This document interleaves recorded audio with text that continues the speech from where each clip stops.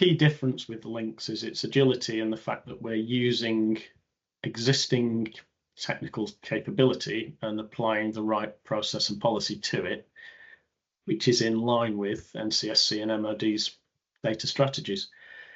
That's the key difference between that and deploying specific hardware specifically, whether that's a laptop, a mobile phone, etc. That management of those endpoint devices to deliver work at official. The world has moved on. It's the reason why a couple of years ago, MOD's laptops that they issued for people working at that level, that contract was ended, and there was difficulty at that time of people not really understanding why that's gone away. What do I do now? And the point really was that the policies have moved on and they're no longer required. There's a better way to work.